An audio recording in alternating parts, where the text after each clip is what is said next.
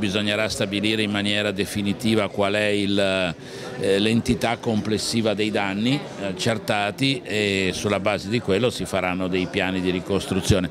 Tutto questo ha bisogno di un percorso, infatti io ho proposto ai sindaci di avviare anche dei confronti tecnici per poter poi avere il più presto possibile tutti i dati disponibili per prendere delle decisioni. Noi chiediamo ai sindaci e alla Regione Veneto di utilizzare anche quelle risorse di patto che sono presenti, che sono rimaste almeno in quota parte per questa emergenza.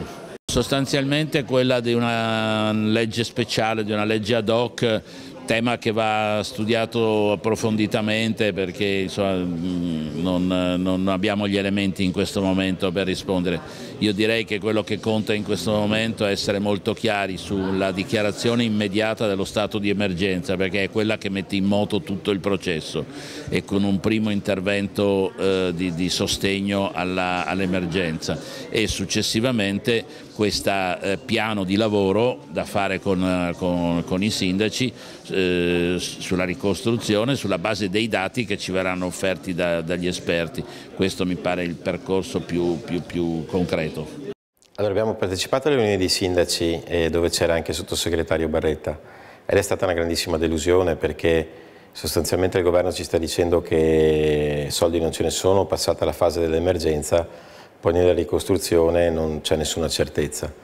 I danni ammontano a più di 100 milioni di euro, la Regione purtroppo riesce a metterne solo 6, sembra, dalle delibere che stanno facendo, e quindi ci saranno cittadini che rischiano di rimanere totalmente senza risarcimento. E il sottosegretario del governo ha fatto una figura secondo me molto misera, e è un po' come Catanzaro nelle previsioni del tempo di tanti anni fa. Quando si arrivava a dire la temperatura di Catanzaro dicevano sempre non pervenuto, e qui è Roma invece a essere non pervenuta. E come comuni limitrofi stiamo cercando di raccogliere più risorse possibili da destinare alle famiglie dei comuni colpiti. Noi discuteremo a fine mese in approvazione di bilancio di aumentare addirittura le tasse del nostro comune per riuscire a dare un piccolo sostegno economico ai comuni limitrofi. È comunque uno sforzo enorme ed è anche ingiusto da un certo punto di vista, perché i soldi a Roma ne stiamo dando, ne abbiamo dati tantissimi, sarebbe giusto che adesso in queste circostanze tornassero, quindi le tasse già pagate. In realtà, siccome questo non avverrà, dobbiamo comunque ricorrere alla solidarietà tra veneti e ci sentiamo in dovere comunque di contribuire.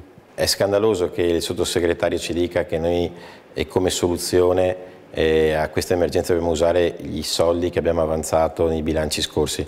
Prima di tutto sono briciole e in più sono ancora soldi nostri, sono soldi del territorio. Sostanzialmente il governo se ne è lavata le mani e continua a dire e continua a sostenere che questa è una questione veneta e solo veneta e che dobbiamo arrangiarci noi. Che poi a dirlo sia un sottosegretario veneto e veneziano, questo è ancora più vergognoso.